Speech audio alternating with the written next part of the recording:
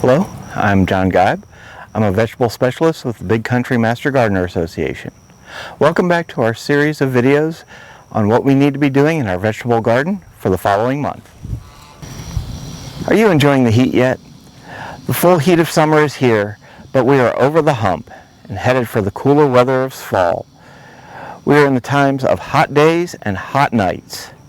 So, what should we be doing in the month of September in our vegetable garden? Well, it's September and the summer growing season is starting to wind down. Is it time for preparation and harvesting? All of your hot weather veggies should be growing out in the vegetable garden. That is, if they survive the heat. Keep an eye on the weather forecast though. These temperatures above 100 degrees can really put a stress on our vegetable gardens this time of year. As most of our crops are starting to die off this time of year, keep an eye out for bug and disease issues to catch them early so that you don't have to worry about dealing with them in the fall and winter gardens. Anything that is ready to be harvested should be harvested. Any crop surviving the heat of the garden will need to be tended to. A little bit of general maintenance, like weeding and watering, is all that is needed right now in the garden. Most plants will require at least 1 inch of water per week. This includes any rainfall we get for the week, including that wonderful rainfall we got last week. While we normally recommend once a week deep watering for flower gardens, veggie gardens in their good draining soil usually needs to be watered more often. Also, with temperatures in the upper 90s and low 100s, watering rates may need to be increased 2 or 3 times normal just to keep the plants healthy and out of stress. Any plants that are ready to be harvested can be harvested at your leisure. For plants that are turned bitter with stress, think cucumbers, harvest early in the cool mornings. For plants that thrive on stress, think peppers, harvest later in the afternoon for spicier plants. If you need to replace any of your plants lost due to the heat and weather that we've been having, you can add a few transplants to your beds. For those of you like me that are fighting the grasshoppers this year, if you find a good solution, please let me know. I try to keep things as natural as possible in the garden, so I try to attract grasshoppers' natural pests, which are birds. Unfortunately, they have been unable to keep up this year. Remember to add fertilizer as necessary, per recommendations based on your soil analysis.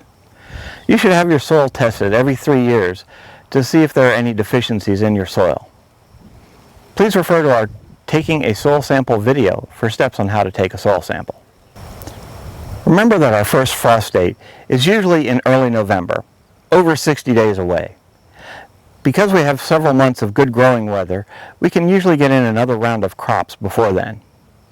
Remember to select varieties that will grow well in our area and that have enough time to mature before any freezes.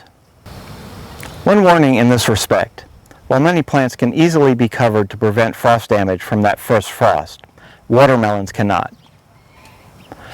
Watermelons suffer freeze damage in temperatures as high as 36 degrees on a clear night. With your garden in maintain and harvest mode, you can start looking forward to the cooler weather coming up later this year. Now is a good time to go through your seeds for the fall and winter gardens and get replacements as necessary. Planting is key to maximizing your crop yields. Seedlings can be started indoors or out now for your fall garden. Plants that can be harvested in September are basil, beans, cantaloupe, carrots, corn, cucumber, eggplant, okra, peppers, squash, sweet potatoes, tomatoes, watermelon, and zucchini. Remember that all of the scraps from the harvested plants can be put into the compost pile for next year's garden, as long as they do not have any diseases in them.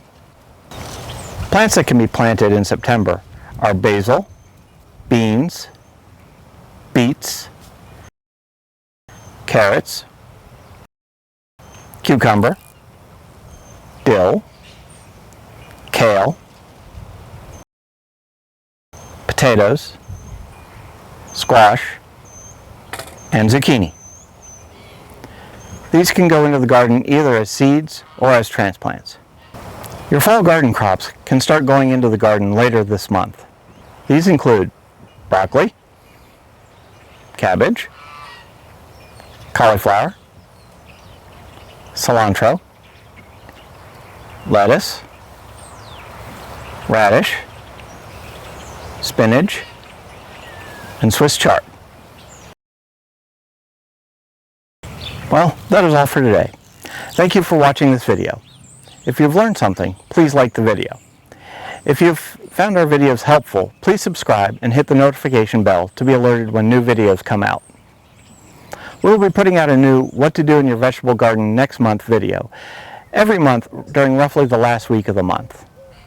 Thank you all for watching this video, and as always, keep gardening!